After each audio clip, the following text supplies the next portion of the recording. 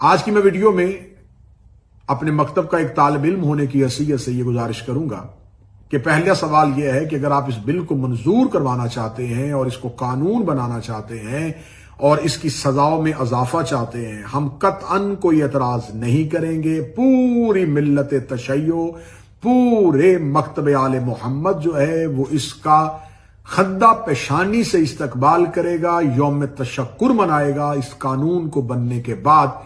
لیکن آپ کو اس سے پہلے ہم سے ایک ڈیبیٹ کرنی پڑے گی۔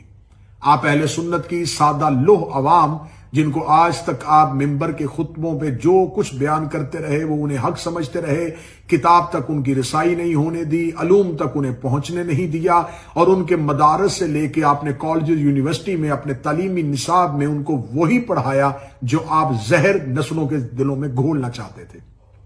اب ہم ایک ڈیبیٹ کرتے ہیں، اس ڈیبیٹ کا آغاز بھی ہم قومی اسمبلی سے کرتے ہیں۔ قومی اسمبلی میں وہ ڈیبیٹ ہوگی، لیکن قومی اسمبلی اس وقت سیاستدان اس سیٹوں پہ نہیں بیٹھے ہوں گے۔ سیاستدانوں کا مذہب سے کوئی تعلق نہیں ہے، وہ مذہب کو صرف اپنے الیکشن کے دنوں میں سیاست اور ووٹ کے لیے استعمال کرتے ہیں۔ سیاستدانوں کو قومی اسمبلی کی پچھلی نشستوں میں بٹھا کے اگلی نشستوں پہ آپ اپنے علماء کو لے کے آئیں اور ہم اپنے علماء کے ساتھ آتے ہیں۔ اسپیکر قومی اسمبلی کی سیٹ پہ چیف جسٹس آف پاکستان بیٹھ جائے اور 4 دوسری سیٹوں پہ میرے معزز سپریم کورٹ کے ججز صاحبان بیٹھ جائیں۔ سپریم کورٹ کے چیف جسٹس صاحب کے سامنے اسپیکر کی کرسی پہ ان کے ٹیبل کے اوپر صرف قرآن ہو، اور قرآن بھی وہی جو آپ کی مساجد میں پڑا ہوا ہے، قرآن بھی وہی جو سعودی عرب سے چھپا ہوا ہے، ترجمہ آپ ہی کے علماء کا ہوگا۔ قرآن سامنے رکھ لیا جائے گا اور اس کے بعد ایک لمبی ڈیبیٹ کا آغاز کرتے ہیں اور ہم سوالات رکھتے ہیں۔ یہ سوالات سوشل میڈیا پہ میں سادہ لو اہل سنت، وہ عوام جو جن کو سمجھانے کی کوشش کی جا رہی ہے کہ شاید شیعہ جو ہیں وہ اس بل اور قانون سے اس لیے گھبرا رہے ہیں کہ وہ صحابہ کی توہین کرتے ہیں۔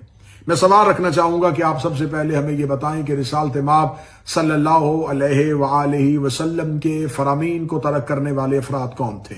آپ یہ بتائیں کہ واقعہ عقبہ میں رسالت مآب صلی اللہ علیہ وآلہ وسلم کی اونٹنی کو پہاڑی سے نیچے پھینکنے والے افراد جو تھے، جنہوں نے یہ پروگرام بنایا تھا، وہ کون تھے؟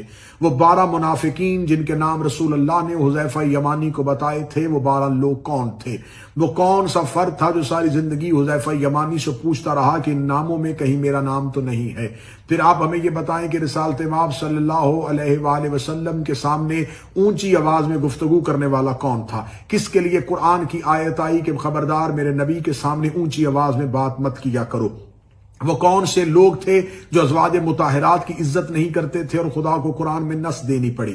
وہ کون سے لوگ تھے جنہوں نے نبی کو کاغذ قلم دینے سے انکار کیا تھا؟ وہ کون سے لوگ تھے جن کو حجرے سے رسالت مآب نے یہ کہہ کے نکالا تھا کہ میرے گرد شور نہ کرو؟ وہ کون سے لوگ تھے جنہوں نے رسالت مآب صلی اللہ علیہ وآلہ وسلم کی زندگی میں مسجد کے اندر بیٹھ کے رسالت مآب کے خلاف گفتگو شروع کی اور قرآن میں سورہ منافقون اتر آئی؟ وہ قرآن میں سورہ منافقون کی آیات جو تھی وہ آیات کافروں کے لیے نہیں تھی، یہودیوں کے لیے نہیں تھی۔ ان آیات کے مصداق اس دور کے کون سے افراد تھے؟ بعد از رسول جناب رسالت مآب کی دنیا سے جانے کے بعد آپ ہمیں بتائیں کہ رسالت مآب کے جنازے پہ شامل ہونے والے افراد کون تھے؟ جن کو رسول کے بعد خلافت اور حکومت ملی، وہ جنازہ پیغمبر میں کہاں تھے؟ وہ رسول پاک کی تدفین اور تکفین کے وقت کہاں پر موجود تھے؟ رسالت مآب صلی اللہ علیہ وآلہ وسلم کا جنازہ کس نے پڑھایا اور کتنے افراد رسول کے نماز جنازہ میں شریک ہوئے؟ بعد از رسول جناب رسالت مآب کے جانے کے بعد سقیفہ بنی سعدہ میں جو خلافت تقسیم ہوئی، جو اجماع ہوا، وہاں پر جو شور ہوا تھا، وہ شور کرنے والے افراد کون تھے؟ سعد بن عبادہ انصاری قبیلہ خزرج کے سردار کو وہاں پر مکوں، تھپڑوں اور ٹھڈوں کے ساتھ مارنے والے افراد کون تھے؟ جن لوگوں نے بیعت خلیفہ کی نہیں کی تھی، ان کے خلاف شورش برپا کرنے والے کون تھے؟ منکرین زکوٰۃ کا بہانہ بنا کر قبائل پہ حملہ کروا دینا اور مالک بن نویرہ کو قتل کرنے والا فرد کون تھا؟ کون تھا جس نے مالک بن نویرہ کو قتل کرنے کے بعد ان کی زوجہ کے ساتھ زنا بالجبر کیا تھا؟ وہ کون سے لوگ تھے جنہوں نے اس دور میں امیر المومنین کے دروازے پہ آ کے دھمکی دی تھی؟ وہ کون لوگ تھے جنہوں نے امیر المومنین کے دروازے کو جلایا تھا؟ وہ کون لوگ تھے جنہوں نے جناب سیدہ صلوات اللہ علیہا کو ان کے حق سے محروم رکھا تھا؟ وہ کون لوگ تھے، صحیح بخاری میں موجود ہے، جن سے جناب زہرا آخری وقت تک ناراض رہی تھی؟ وہ کون لوگ تھے جن سے جناب زہرا نے وصیت میں کہا تھا یہ میرے جنازے پہ نہ آئیں؟ وہ کون سے لوگ تھے جنہوں نے جناب سیدہ کا نماز جنازہ وصیت کے مطابق زہرا کے کہ ان کو میرے جنازہ پڑھنے سے روک دیا جائے، وہ کون افراد تھے جن کی جناب زہرا نے جنازہ نہ پڑھنے کی وصیت کی تھی؟ وہ کون سے افراد تھے جنہوں نے امام حسن علیہ السلام کے جنازے پہ تیر برسائے تھے؟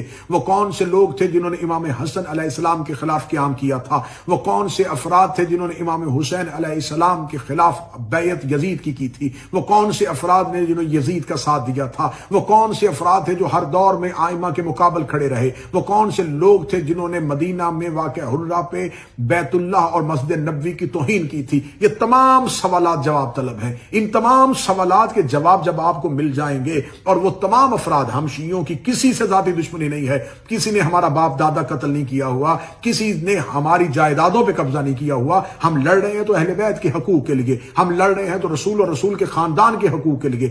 آپ ہمیں بتائیں کہ کیا ہمارا جرم یہ ہے کہ ہم نبی اور نبی کی اولاد سے وفا کر رہے ہیں؟ کیا ہمارا جرم یہ ہے ہم نبی اور نبی کی اولاد کے دشمنوں کو تسلیم نہیں کر رہے؟ کیا ہمارا قصور یہ ہے ہم نبی اور نبی کی اولاد کے قاتلوں کو بے نقاب کرنا چاہتے ہیں؟ ہم سوال کرنا چاہتے ہیں، جنگ جمل کس نے کی تھی؟ جنگ صفین میں علی کے مقابلے پہ کون آیا تھا؟ عمار بن یاسر کے سینے پہ نیزہ کس نے مارا تھا؟ محمد بن ابی بکر کو زندہ گدھے کی کھال میں رکھ کے کس نے جلایا تھا؟ عبداللہ بن مسعود کی پسلیاں کس نے توڑی تھی؟ میسم تمار کو تختہ دار پہ کس نے لٹکایا تھا؟ یہ تمام سوالات کے جواب آپ میں نہیں دے رہے، اور آپ ہم سے الٹا کہہ رہے ہیں کہ آپ سب کو تسلیم کریں۔ پہلے آپ کو بتانا پڑے گا، قاتل علیحدہ کرنے پڑیں گے، مقتول علیحدہ کرنے پڑیں گے، ظالم علیحدہ کرنے پڑیں گے، مظلوم علیحدہ کرنے پڑیں گے، مومنون علیحدہ کرنے پڑیں گے، منافقون علیحدہ کرنے پڑیں گے۔ جس دن آپ نے خلوص سے دل اور صاف نیت کے ساتھ یہ کام سر انجام دے دیا، قرآن اور آپ ہی کی احادیث کی کتابوں سے آپ نے نبی کی توہین کرنے والوں کو، رسول اللہ کی توہین کرنے والوں کو، اہل بیت کی توہین کرنے والوں کو مجرم ڈکلیئر کر دیا، اس کے بعد جو افراد بچ جائیں گے وہ محبان رسول اور اہل بیت رسول ہوں گے۔ ان صحابہ کے پاؤں کی جوتی کے تلوے پہ لگی ہوئی مٹی بھی ہم شیعہ اپنی آنکھوں کا سرما بنائیں گے۔ ان اصحاب پیغمبر کو ہم معتبر سمجھیں گے، ان کی توہین کرنے والے کو ہم سزائے موت کا قانون بننے کی حمایت بھی کریں گے، ساتھ بھی دیں گے، اور یہ زور اور مطالبہ بھی کریں گے کہ ایسا کیا جائے، مسلسل کیا جائے۔ لیکن پہلے یہ طے کرنا پڑے گا کہ آپ کن کو منوا رہے ہیں؟ کیا آپ بنی امیہ کو منوانا چاہتے ہیں؟ کیا آپ جگر خارے جناب حمزہ کو منوانا چاہ رہے ہیں؟ کیا آپ ہمیں ان کو منوانا چاہ رہے ہیں جنہوں نے رسالت مآب کو اذیت دی؟ میرا سوال ہے کہ یہ بل لے کے کون آیا؟ جماعت اسلامی کے ایک رکن قومی اسمبلی۔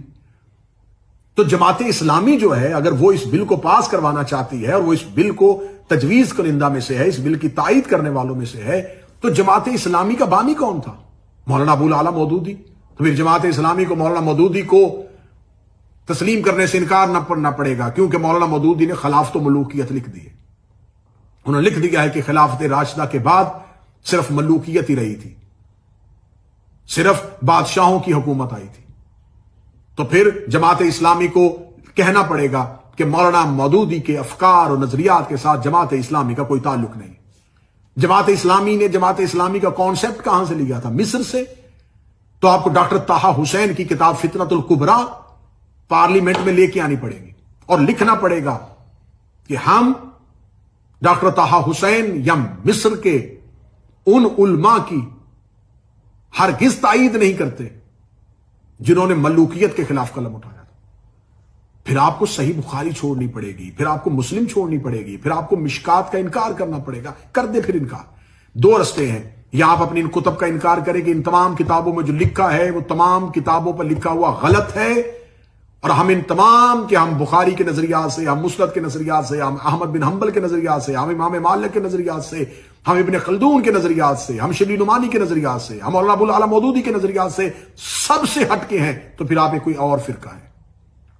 اگر آپ یہ کہیں بخاری بھی ہمارا، مسلم بھی ہمارا، احمد بن حنبل بھی ہمارا، امام مالک بھی ہمارا، شبلی نعمانی بھی ہمارا، مولانا ابو العلا مودودی بھی ہمارا، اور قانون بھی ہمارا، ایسا نہیں ہوگا۔ پھر آپ کو یا تو انہیں چھوڑنا پڑے گا، یا جو سوالات میں نے رکھے ہیں ان سوالات کا جواب آپ کو پارلیمنٹ ہاؤس میں دینا پڑے گا۔ پھر جو لوگ بچ جائیں گے، پھر جو افراد بچیں گے، تو ہم کون ہیں جو یہ کہہ سکتے ہیں کہ صحابہ کرام کی توہین ہونی چاہیے، صحابہ کرام کی عزت ہونی چاہیے، لیکن دشمن آل محمد کی عزت نہیں ہونی چاہیے، عدو اہل بیت کی عزت نہیں ہونی چاہیے، جناب سیدہ کے دشمنوں کی عزت نہیں ہونی چاہیے۔